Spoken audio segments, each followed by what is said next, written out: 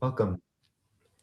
Today we're here with Bhante Sumitta, our good friend, our respected elder. We're so grateful to have you, Bhante. Thank you so much for joining. Thank you Thank for you. having me. So, a brief biography of Bhante. Bhante Sumitta is the founder of Dhamma USA, a community-based charity organization to launch his community care and spiritual care activities. Bhante is actively engaged in social welfare and spiritual care activities in California and other states by conducting Dhamma Talks, Sutta Discussions, meditations, and Pali Language Classes, apart from helping many underprivileged families and children in Sri Lanka. Dhamma USA is also helping children's education projects in India. He wrote works as an adjunct faculty at the University of the West in several departments, teaching ethics in Buddhist Ministry, fundamentals of Buddhism, and more. He works as a prison care volunteer for Engaged Buddhist Alliance in Southern California, apart from teaching at Homeboys Industries in Los Angeles from time to time. Prior to arriving in the United States, Venerable has been working at the Bhiksu University in Sri Lanka as a senior lecturer in English. He's completed 2 bachelor's degrees and 3 master's degrees prior to pursuing his doctoral degree at the University of the West. To learn more, visit www.dhammausa.org. So it's quite a bio, and I would supplement it by saying Bhante ordained when he was, or went forth as a novice when he was 11 years old. And we recently had the chance to meet him here in Seattle in the spring. And I was so touched by Bhante's breadth of heart and metta and just love. I really hope people value this interview as much as we do and just are delighted that you joined us, Venerable. Thank you. So to start out, Bhante, I wanted to ask just a little bit about your spiritual biography.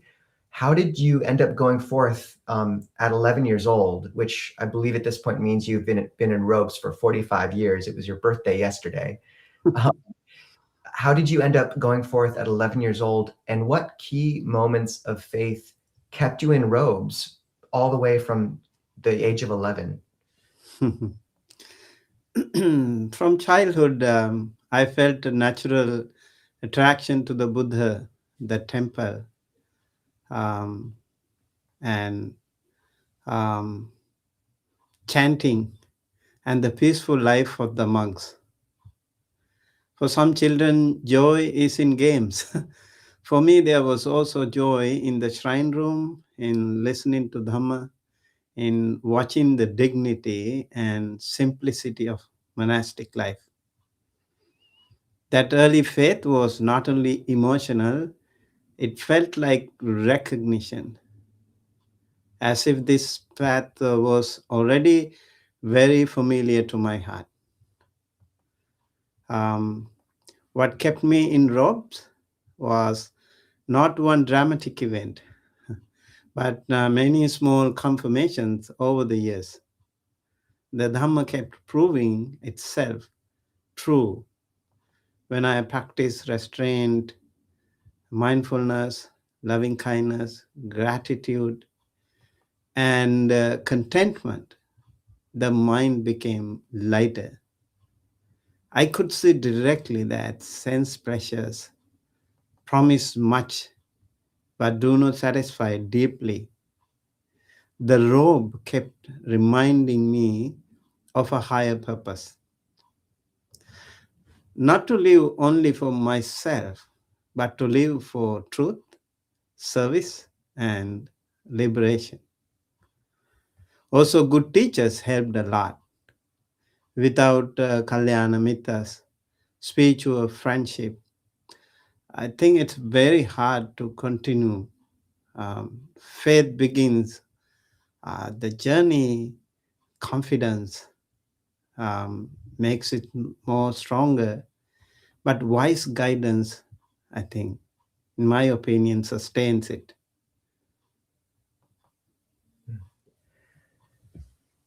Bhante, could you say more about how you were initially inspired? You know, some of us have been to Sri Lanka, but personally, I've only been for, not even 2 weeks, and I've got some experience with Thailand, but grew up in America. And could you just paint more of a picture of what that chanting looked like? What are Poya days, and what was the whole scene around the monastery that was so beautiful? and then leading into what was it like being just a teenager in one of these monasteries? So in Sri Lanka, I think it's very normal. In Sri Lanka, to become a monk or to enter the order, like in my family, we had 7 siblings. So it's a big family. And also in those days, one out of every family, almost every family becomes a monk, at least for a while. So maybe I was the chosen one. I was asked by actually quite a few elderly monks, senior monks, some abbots in and around our area, because when we attend the Dhamma school, when we go to the school, I think the monks those days, they were also kind of watching us. So some of the monks, they were asking my mom, can you offer your child to the sasana? And once she asked me, I was already okay. I was really happy. But I had 4 sisters, and they were not really willing. They were like kind of trying to scare me. And they said, "Dog, be careful, because the monks they have a cane under the what do you call pillow. So if you do something, they will punish you." Uh, I said, "Okay, I'll see." And so once I went to the temple, I never looked back, and I felt very comfortable. I didn't feel like homesick. And in temples in Sri Lanka, that is the setting. So when we go there, we kind of get a training for a few months, like not to eat dinner. And being a little child, that was a little hard. But I think I got used to it, and then we learned how to wear the robe, like using my blanket.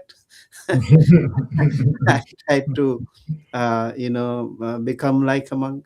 And then it's actually a beautiful culture in that country.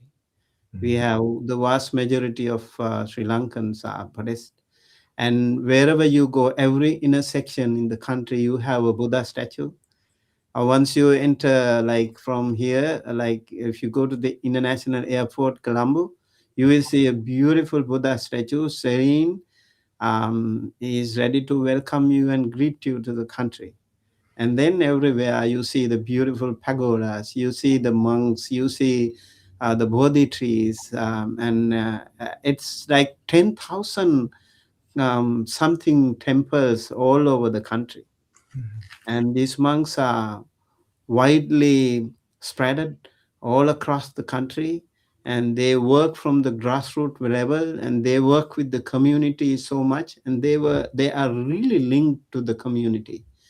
And so we were very comfortable going to the temple. As you also asked regarding the full moon day, for example, it's a public, bank, and mercantile holiday in Sri Lanka. Every full moon day is a public, bank, and mercantile holiday, so people can go to the temple. And from morning till evening, they could go to the temple. They wear white clothes, and they observe 8 precepts, and that's what we do. And when we were little, we used to go with our moms and grandparents too. And it was really nice, because we listened to many Jataka stories, chantings, and Dhammapada stories. The monks had different sessions where sometimes they would chant some sutta, sometimes they would give Dhamma talks, and sometimes we also listened to stories. So it was fun. The scene in the airport stands in stark contrast to airports I've been in elsewhere, where I think someone approached another monk with a perfume named Samsara and Mara. So I like the Colombo version a bit better. Right. But Bhante, I could imagine people asking about the type of love you gave up when you ordained in terms of family and children. But one thing I remember very distinctly about your visit was how you constantly spoke about and embodied loving kindness.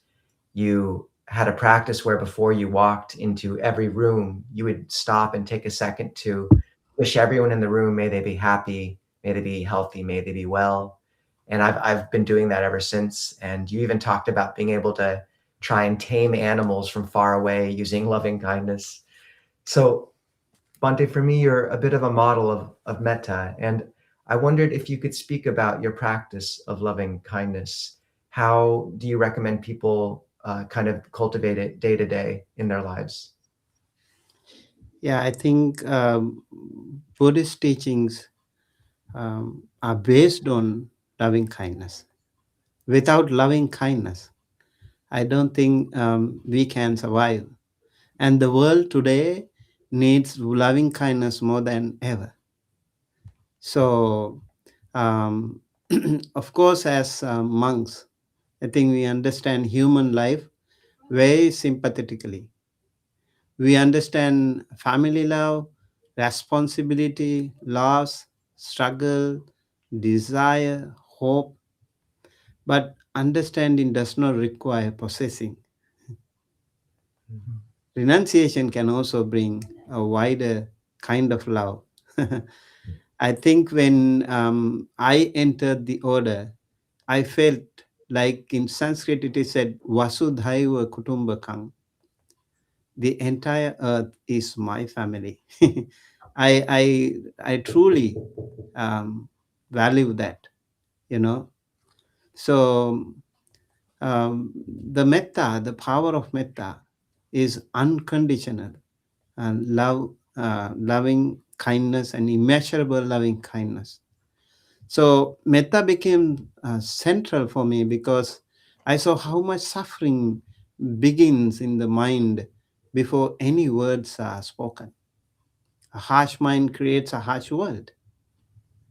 A kind mind changes the atmosphere even before action begins. Over time, I realized that metta should not be reserved for formal meditation only. It can be practiced before entering a building, as Bhante Nisabo mentioned. Um, we can do it before answering the phone, before beginning a meeting. Uh, do you believe I could even do it today? Before we just began this meeting, and before teaching, before correcting someone, even before sending a message, I think if the mind is prepared with goodwill, the whole interaction changes. I have seen very practical effects. Conversations become softer, and difficult people become less defensive. Fear decreases, the body relaxes. One's speech becomes more measured, you know, even when others do not change immediately, your own mind is protected from anger and resentment. The metta is not a weakness, it is a kind of inner strength. I think metta is the answer to so many problems in the world. When you are scared, you practice metta. When you are feeling sad, practice metta. And when you're restless, practice metta. You find peace within. And that is what I think over time that I found very, very intricate with me. And I really practice this with animals for sure, and also with human beings. I continue to practice that. Even when someone who is not appreciating you you could still do it. Even when that person is sitting next to you, you could still do it. Sending that loving kindness with pure heart. That's a really, really powerful practice. I think, as in the Karaniya Metta Sutta, as it is said, it can go all the way to the Nibbana. So it's a very powerful practice. We all need to practice that. Bhante, would you be able to give our listeners one or two very practical means for how to develop it in daily life, phrases or practices that they can take from this interview to make it kind of integrated into their day? Maybe specifically also in addition to that is, before you walk into the room, how do you do that Exactly, metta practice? Do you think of every person? Do you say their names, or do you say some Pali, or what? If you know the audience, you can name them. If you don't know the audience, you can do it as in general, like may all beings be well, happy, healthy. I think it depends on how you construct that sentence. For me, it's like that. I do it all the time. If you don't have time, like it's really, as may all beings be well, happy, healthy, is a really also peaceful, is a really good. Whenever I enter a house or hotel or a temple, I think it has become an integral part of my behavior. So I continue to do that. I invite everyone to do that, because when you do that, you feel the confidence within you. Like when you enter let's say, like, enter an assembly of people, like lots and lots of people, you enter a playground where hundreds and thousands of people are there. Before entering, may all beings be well, happy, healthy, and you feel like you are like a superstar. You have the confidence in you, and you feel that not only the humans, the others also are smiling with you. So it's a really beautiful thing. You don't need so much, but you can do it. I think loving kindness, metta, should be our religion. It should be the quintessential essence of Buddhist religion, Buddha's teachings. Buddha was doing it all the time. You mentioned the beautiful aspect of it in that sutta on the 11 benefits of metta practice, Anguttara 11.15. You've got 11 benefits of loving kindness, and one of them is vanamukho vipassidati. So one's Mukhavanno vipassidati. vipassidati. Yes, exactly. One's facial complexion is bright, or one becomes beautiful. And I do think of you when I think of that quality. And some of the other ones are somewhat mundane. One sleeps better and one wakes better, and one doesn't have bad dreams. One is dear to humans. One is dear to non-humans. And some of them seem like they're more maybe esoteric, or something that people can't see, like amanuso. So one is dear to non-humans. Like you can interpret that, that does include animals, and that is true. It's very true. But it does, amanusa is also inclusive of other beings. And one of the other benefits is that one is dear to devatas, and that fire and poison and weapons, na kamati, do not, you sometimes... kamati, na kamati, exactly. So it's like, sometimes it's translated as you are immune to fire, but I think it literally just means one isn't affected by those things. Fireproof. Fireproof. But how could you speak to more of the side of metta that is less visible, like that side of being protected by devas, being protected from fire, etc.?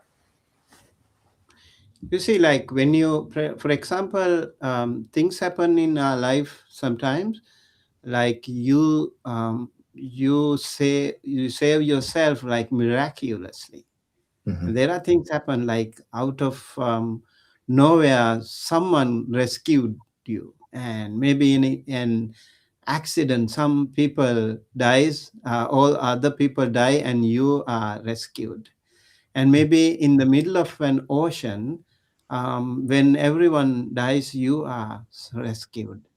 And even in tsunami, we saw like some places, are completely gone, and other places are, yeah, like things like there was one little baby on a basin, little plastic basin, and he was in the ocean. He came after a few days. And the things like that, and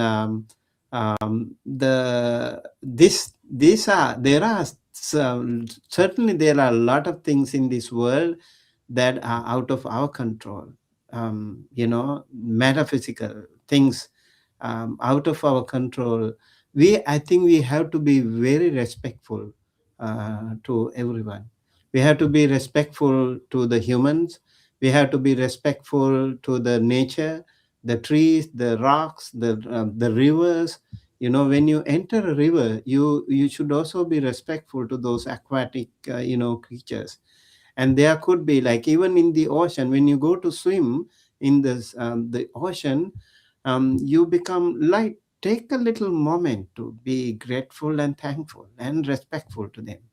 And you never know, someone or the other might help you.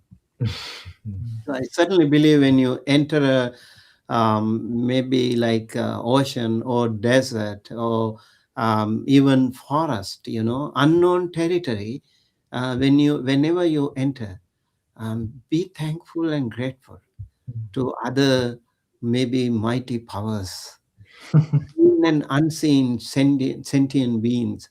It's really, let's say you are lost in a forest, and sometimes you feel like you are seeing someone, and so you follow them, and then eventually he or that form was not really a human. I've heard things like that too. So you feel that confidence, you feel that friendliness in practicing metta wherever you go. Even the snakes feel it. Even the elephants feel it, and all the other animals, they feel it. So humans can also feel it. Humans are a little complicated, but they can still feel it. We can make it happen. Bhante, do you, just to follow up on that question, do you have any personal stories from your life of kind of these somewhat inexplicable effects of loving kindness, either on an animal gaining, greater confidence or feeling of safety with you, or some of these unseen forces as well? Just, I can't help but ask if there's a story there as well. Yeah, I think there are many stories. Once I remember when I was in Anuradhapura, the ancient capital of Sri Lanka, I was teaching in the Bhiksu University. And that's a little hot and humid place, and where you get a lot of snakes. Sri Lanka is full of snakes too. It's a tropical country, whenever there is moisture more, that means more sentient beings are there. They can survive. So definitely there are. So one day when I went to the bathroom, I just you know I just wanted to wear the slippers before entering, and I felt something glittery underneath, and I did not press. I just turned the light on and saw, and there was a snake. And he was like curling and doing like that, showing the hood. And I carefully took him in a plastic bag, and I released it to the nature. I had many different stories. One time, I think the most amazing thing, I think, one day I went to Polonnaruwa, Sigiriya. It's a very ancient. Also, a lot of people love that place, Sigiriya Rock. And my maternal uncle is there, so I used to go there, and we have like a lot of wild elephants there. And so in the evening, we went with my brother-in-law and other people for a walk to the lakeside. And I was leading, I was going in the front, and actually suddenly there was a massive wild elephant. He just appeared from nowhere, and I was just maybe 20 feet away from him. And if he maybe turned to my side, I don't know what would happen. But somehow he did not pay any attention to me. He just go the other way, along the bank, along the bank of the lake. I was following him. That was really interesting thing. Many stories. So, Bhante, we've kind of been talking around different environments for a monastic life, different environments that you've lived in. And it kind of parallels some distinctions or different types of monks that you find in the Pali literature. You have this distinction between Aranya Vasi and Gama Vasi. So monks who live in the forest monks, and monks who live in the village monks. That's something you talk about in Thailand as well. But then you've also got the monks who have the Ganta Dura, or their responsibility or duty is to memorize and practice with texts or modern academics or scholars. And then also the Vipassana Dura, who are the meditators. We first met you at Empty Cloud, which is, Bhante Sudaso is also a forest monk ordained at Abhayagiri like me, but Empty Cloud is kind of a little bit in the city. So your description of your own life and how we've known you, it doesn't really fit very clearly into any one of these buckets. And I'm curious about how you hold those and how wiggly the lines between these distinctions are. Oh, that's a very good question. I think from our temple, our tradition is, of course, Gramavasi. We are not Aranyavasi. So we are not like forest monks from the beginning. But the kind of training that we had in our temple was more parallel, more closer to, I think, forest tradition. My master, for example, he never wears slippers, and he never touches money, and he was always wearing 3 robes when he goes out, and he was also having alms bowl, and also traditional palm umbrella. So those are very traditional setup, and we had to make our own robe. We had to make the dyeing process. Everything was very traditional. And then we also had to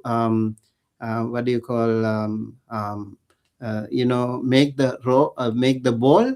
We had to use sesame oil or something to make it dark. And then we also made our own palm umbrella. Very interesting. And I also followed him for 7 years without slippers. So I was walking everywhere barefoot. And one time I remember in the city of Colombo, it was in the middle of the road. I was crossing the road. Even in the daytime, it was okay for me. But one day I was stepping on a cigarette butt. That was really excruciating pain. I've never had something like that. I was just bump. um, After that, I came back and I told my master, and he said, "If you stay here, it's fine, but if you go out like in the city, it's not safe." And also a lot of chemicals. So he asked me to wear the slippers. Mhm. So I think we had a fine line between forest monks and the Gramavasi Gantadura Vipassanadura, as you said, and we also were living in a monastic school where we had traditional Buddhist education system. We had around 25 monks, young monks, and we were assigned different places to study. And like after every single morning, we had to learn some chanting of suttas by heart. Even Dhamma Chakkapavatana Sutta, Athanatya Sutta, the whole thing, I learned by heart, and we had to go there and we had to read it by heart in front of him, and if we make three mistakes we will be turned back. So I remember like Dhammapada I learned in 26 days, the entire Dhammapada by heart. Wow. I did it in So 2 years. 26 was, yeah. wow.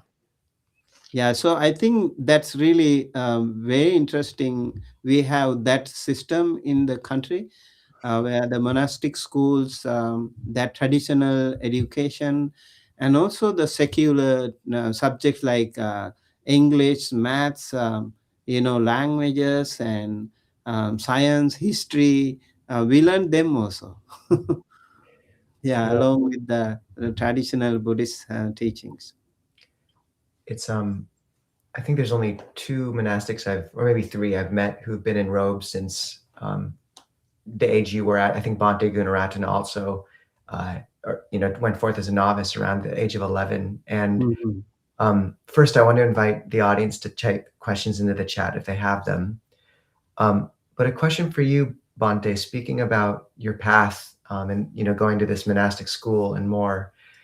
Um, I know you've spoken about teaching to children and Buddhism, in a Buddhist family, like how parents should interact with their kids. I think there's some hesitancy among parents in the U.S. about indoctrinating their children, and yet I also know you've spoken about the gift it is to give a child that deep wellspring of faith from an early age where they can tap that. And I wondered if you had any thoughts about how people who are Buddhist and want to kind of share that with their children, how they should think about it or what they could do to bring that as well. I think we should remember that children are our future. They are if we train them, if we show them some good path, they will always be in the good path. And in our traditional Buddhist countries, Sunday Dhamma school is a must for all the school kids. So Sunday is reserved for Dhamma school. And over there, what we teach them is important to remember here also, because we teach them how to respect the elders, how to practice mindfulness, how to stay focused, and how to practice loving kindness, generosity, how to be helpful to each other, and things like very wonderful general, and also like life in general, along with the Buddhist doctrine, where you can survive anywhere with in life when there are lots of ups and downs. Today the kids, I noticed them. I met actually a lot of kids here, like even college students. When I met them, they were like they were in lot of tension.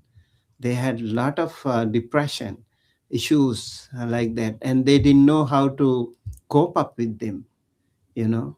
So I think Buddhism has such tools, very powerful tools, for our younger generation to be stronger, so that they won't be felt uncomfortable when they are encountered with um, difficult situations in life.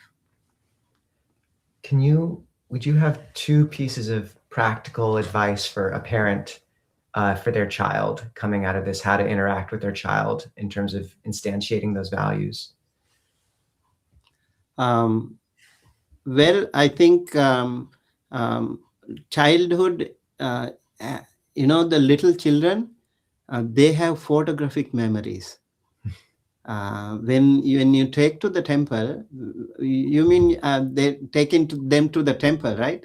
Sure, that whatever you think was a good So piece of advice. when they are taken to the temple, they see the Bodhi tree. So we respect the Bodhi tree and we circumambulate. Underneath the Bodhi tree we sit, and you see that peace, that calmness, and the Buddha's serene features. The loving kindness. When in front of the Buddha, how we become quiet, sit, we become very humble, very respectful. And then you also pay respect to your parents and other monks, like seniors. It's really amazing. And parents don't have to force the children to do that. When parents do it, children follow them. That's what they do. So I most of the time I think I see that sometimes the kids are there among the audience, and they make noise and they run around, and then the parents take them away. I said, don't do it. Let them be there, because they are children. We were there too. We were doing the same. We were maybe more naughty than them. So I think it's better you introduce them to the temple community, because they are spiritual friends, and the children learn. In the temple, you have Jataka stories, some paintings, and where the loving kindness, compassion, generosity is practiced, and how to be close to the nature, how to respect the nature, how to respect the animals, how to respect the elders. All these beautiful things are portrayed in the temple. So when the children go there, they learn a lot of things. And the monks are very kind. Monks are very compassionate, and they feel something. Sometimes they can say things to parents, and if they have some issues, they talk to the monks. I still continue to teach kids online, and I have really wonderful kids. I teach them little things, just half an hour session. I just teach them 5 minutes of listening to their own breath, and then I ask them about how they do, and if there is anything that they want to share, and a lot of things. They find it very helpful. They are waiting for the Dhamma school, actually, Sunday. That session, they sometimes ask if I miss a class, and they ask their parents. But that means they like it. Yeah. Well, I'm curious specifically about that. I mean, when you were a child and in Sri Lanka, maybe even today, is Sunday school an all-day event, or is it like Sunday school in Christian America, where it's like maybe 1 hour in the morning on a Sunday? So that's one question. And then also, does it work in America with children whose parents, like in a non-Buddhist setting, or a non-Sri Lankan or a non-Thai, non-Lao setting? Have you seen it work in America? Yeah. So in Sri Lanka, the Dhamma school starts around 7 a.m. and the kids come along with the flowers and traditional white clothes, and then we do chanting and we do other teaching. There are different time periods. So they have different teachings. So few hours, around 12 something, maybe 4 5 hours, they get some training. And then with regard to the American kids can also be benefited. They can definitely be benefited. We can teach. We don't have to teach them Buddhism, but we can teach them about mindfulness. We can teach them about loving kindness. We can teach them about inner peace. Those things, and also taking care of the parents, taking care of respecting elders, and beautiful teachings. And why not? Why not? The American parents will be so happy when their children, feel comfortable in their life. We don't want to make them like Buddhist. I don't think so. I never am interested in converting someone to Buddhism. I am very concerned if someone can be made a better human. That's what we all should do. I think we monks, we always do that. And that's why when we do peace walks, when we go to different places, hospitals, prisons, we don't have Buddhists over here. And we just teach them loving kindness. We can just teach them mindfulness. And why not? You can become a better, comfortable, and confident and peaceful human being. That's beautiful. I wish I had had you as a teacher for the 43 years of my life. But Bhante, I'm curious. So talking a little bit about family roles and the roles of monks in monasteries in Sri Lanka and the hopes in America, 2 or 3 other kind of forms for a human exist in Sri Lanka that maybe are a little bit different than or non-existent in America. That's the Attasil, the Dasasila Mata, and the Bhikkhuni form that does exist. It's growing in America, but it's also growing in Sri Lanka, and maybe even had some of its early modern roots in Sri Lanka. So could you speak about those other roles for a human in Sri Lanka and how that's growing and going there? So when it comes to the 5 precepts, I think everyone can follow 5 precepts. You don't have to be a Buddhist to do that. You can observe them. You see, like not to kill means you are respecting your life, you're respecting others' life. And you are respecting others' properties. So your property will be rest assured. You don't have to worry about like insurance, because you are doing it for others, and in return you will be also protected. Same thing with the family. When you respect others' family, your family will be respected. When you become a truthful person, everyone will trust you, everyone will respect you. And when you are away from intoxicating drinks and drugs, your wisdom will shine. Your wisdom will not be clouded. And then when it comes to the other 3 extra precepts, very interesting. I think in Buddhism we are taught how to let go, how to get rid of things like cravings, desires. Eating is a big issue. Right? People go one after another, from one restaurant to another, one style to another. They really love food.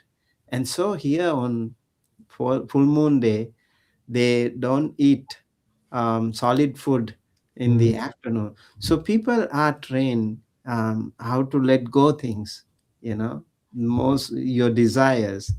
And then everyone loves to be beautification, decoration, entertainment, and here in the 7th precept you are trained maybe once a month, you get rid of it. No makeup. Mm. You become closer to the nature. Come on.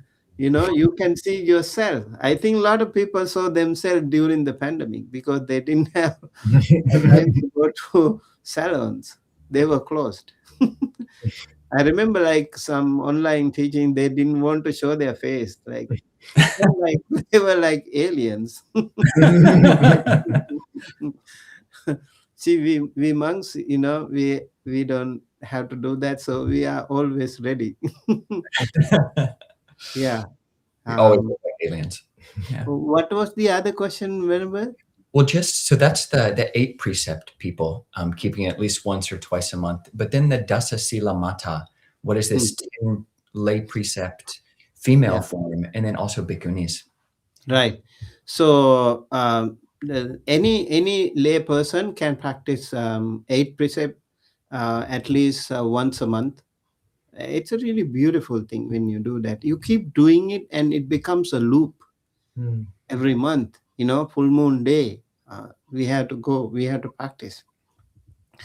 And then when it comes to the Dasa Sila Mata, the 10 precepts practitioners, it's like a lifelong commitment for them.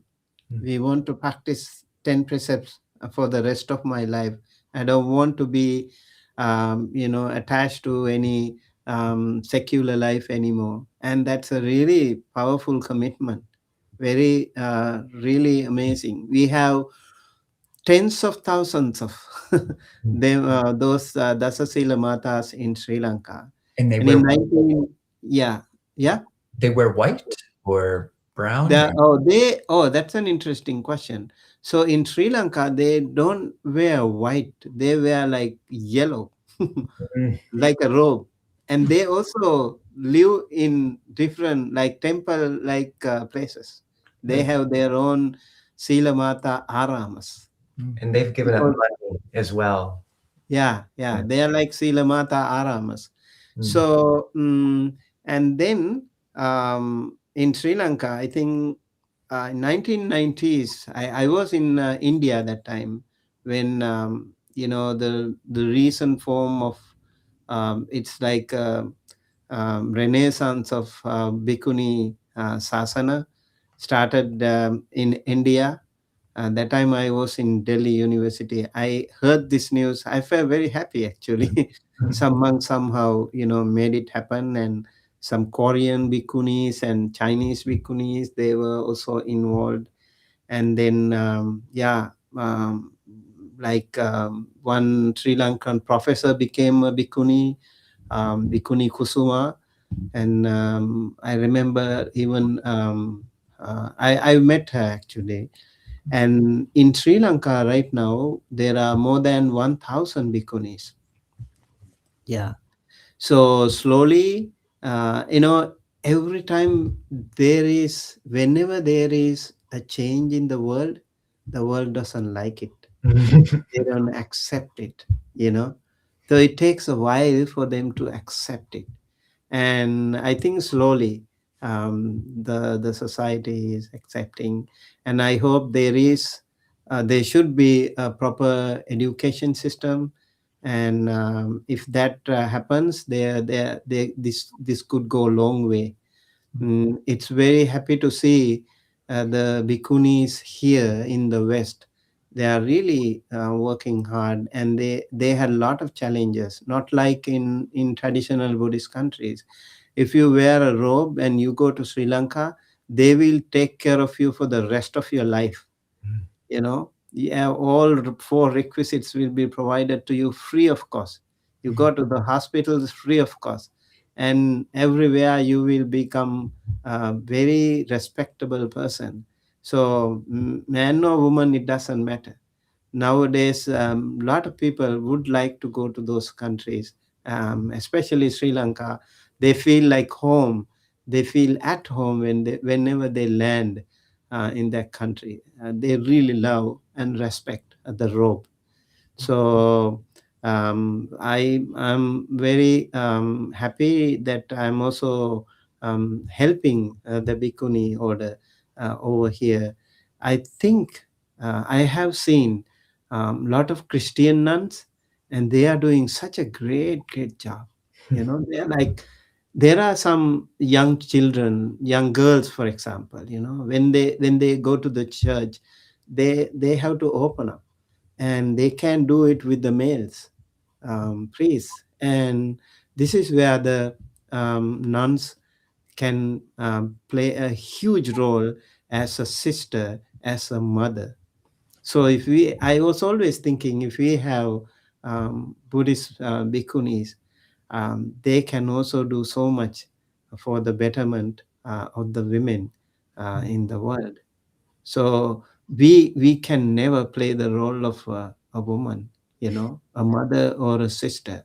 It's very different, and they feel much comfortable talking to a lady bhikkhuni rather than to a monk.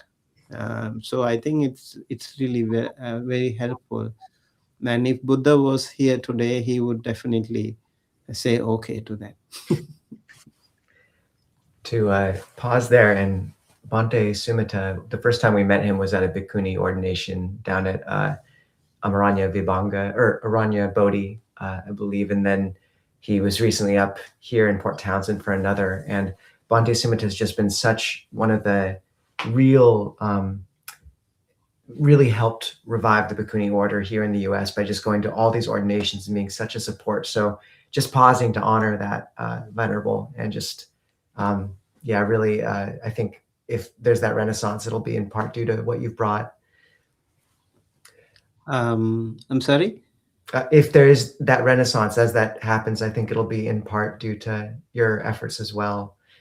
Yeah, thank you so much. Yeah, I think we'll do whatever we can. I notice, like, it's not like monks, for them it's very hard, it's very challenging. Their support system is less. So I think I always encourage people to support the bhikkhunis, because it's very hard, especially Aranya Bodhi Hermitage. When I went there, I was so surprised and really impressed how these bhikkhunis dedicate their life and energy. There were so many threats, so many dangers. There are fires, wildfires, mountain lions, and rattlesnakes, poison oak leaves, and those redwood trees falling all the time. And I was there, I saw that. And these bhikkhunis, when it comes to the dark, they slowly walk to their kuti without fear. They are fearless. And that's really amazing. I mean, I felt really, I've never seen bhikkhunis living like that, and their dedication, their sacrifice, truly commendable. We all should help, because I think Ayata Thaloka and all the other bhikkhunis, they are doing a tremendous job in restoring Buddhism in the West. So we need to give them full credit. We need to, I think, support them for that, because certain things are there for we monks can do. So we need their help. I think we need more sisters and mothers, and they need more.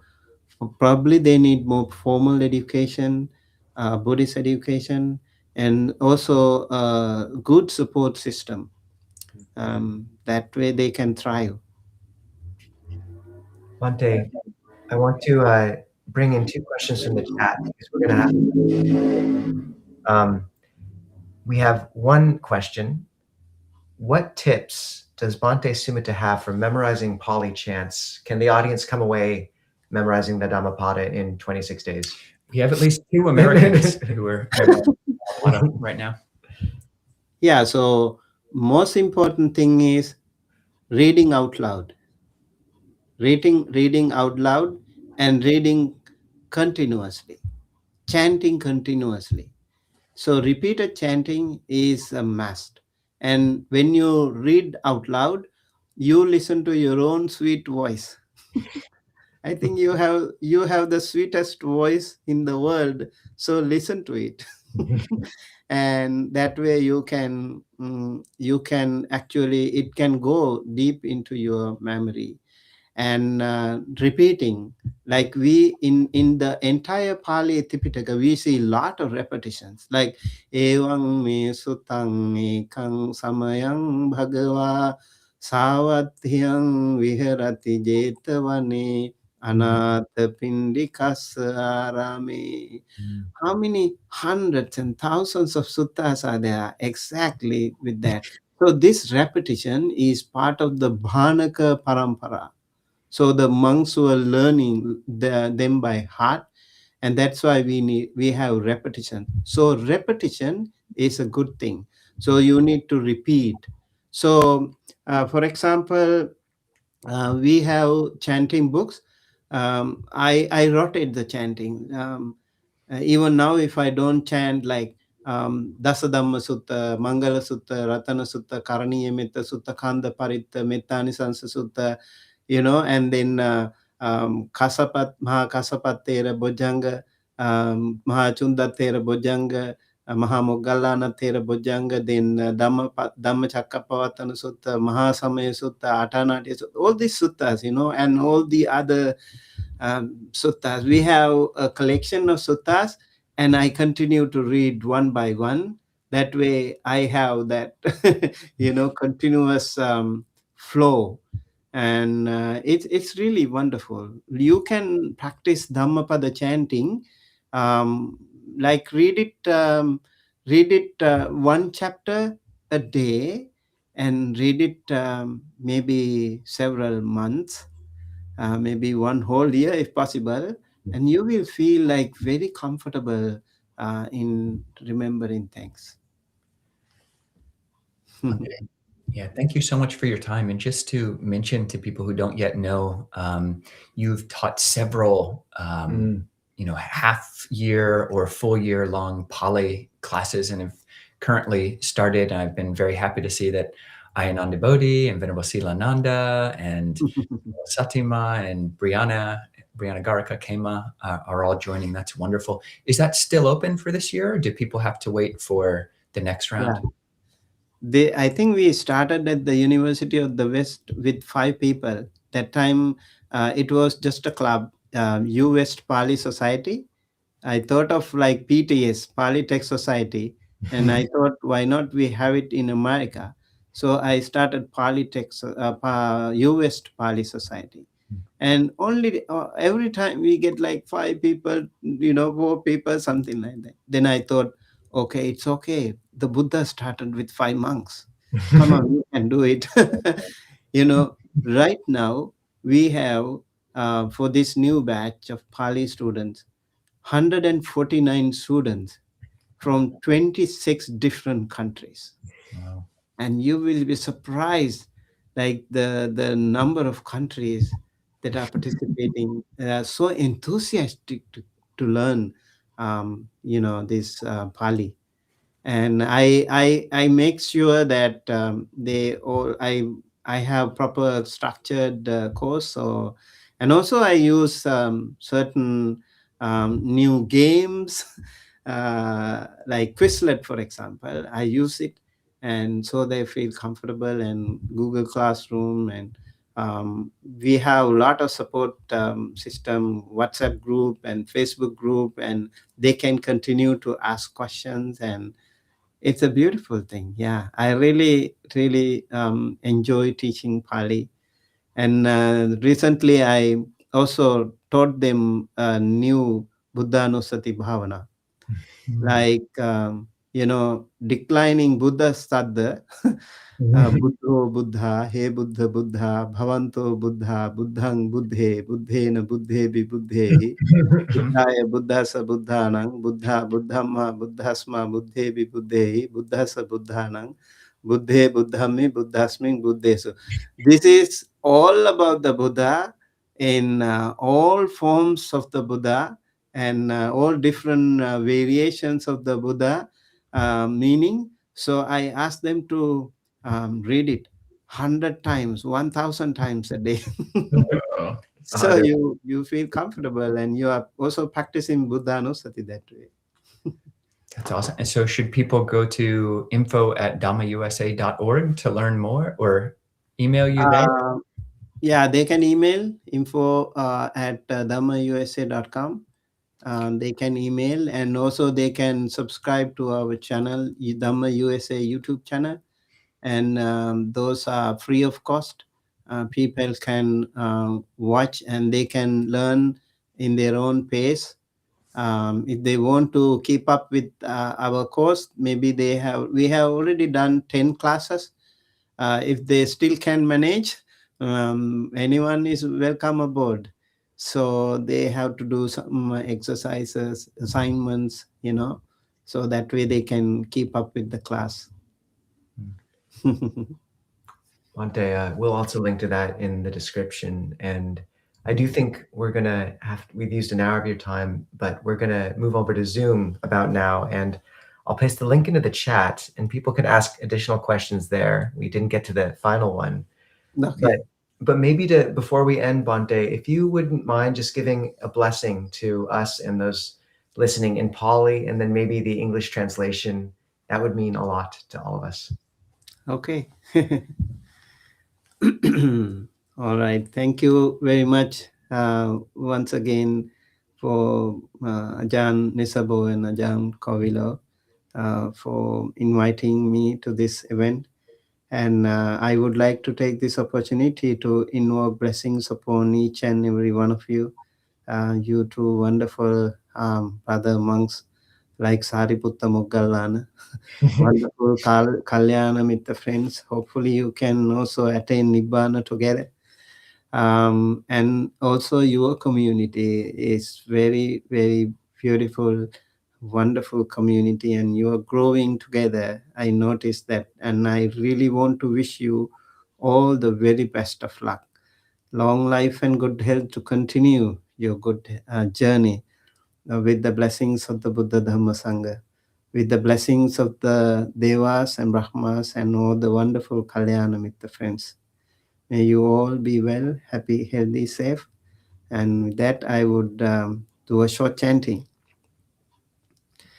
Sabbitiyo vivajjantu sabbarogo vinasato mate bhavatvantarayo sukhe dighayuko bhava bhavatu sabba mangalang rakhantu sabba devata sabba buddhanubhavena sada sotti bhavantu te bhavatu sabba mangalang rakhantu sabba devata sabba dhammanubhavena sada sotti bhavantu te bhavatu sabba mangalang rakhantu sabba devata sabba sanghanubhavena sada sotti bhavantu te abhivadana silisa niccang buddha pachayino chattaro dhamma vaddhanti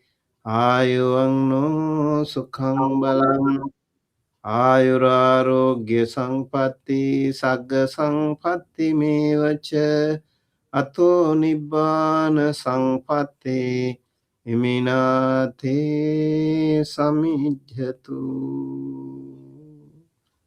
Sadhu, sadhu, sadhu. Thank you, Do Bhante. you want the meaning also? Oh, you just disappeared. No, I'm going to exit. Thank you, Bhante. What did you ask? I'm sorry. If we Do you want the meaning? Oh, yeah. Yes, please. So, sabbitiyo vivajjantu sabba rogo vinasatu mate bhavattu antarayo sukhi dighayuko bhava. Like, may all dangers, all discomforts be gone, and may all sicknesses, diseases be gone, and mate bhavatvantarayo, may no danger come to you, and sukhi dighayuko bhava, may you live long and happy. And then bhavatu sabba mangalang, may all good be with you. And Rakkantu Sabba Devata, may all celestial beings protect you. And Sabba Buddhanubhavena, by the power of the Buddha. And Sabba Dhammanubhavena, by the power of the Dhamma. Sabba Sanghanubhavena, by the power of the Sangha. Sada Sutti Bhavantu Te, may you always be good. And then Abhivadana Silisa, when you keep respecting elders, and Nichang Vadha Pacha, Chattaro Dhamma Vadhanti, when you do it, 4 Dhammas will develop in you. Ayu, Vanna, Sukha, Bala. That is long life and good complexion. And then Sukha, the comfort. And then Bala, the energy.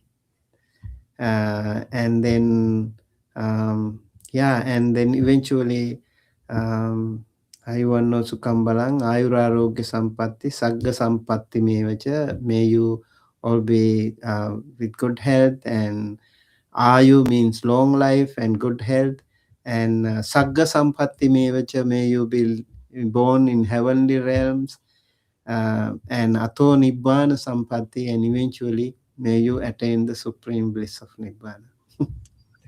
Sadhu. It's your first Pali class, everyone.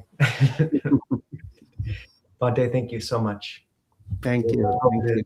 We'll jump over to Zoom now for everyone to join if you want.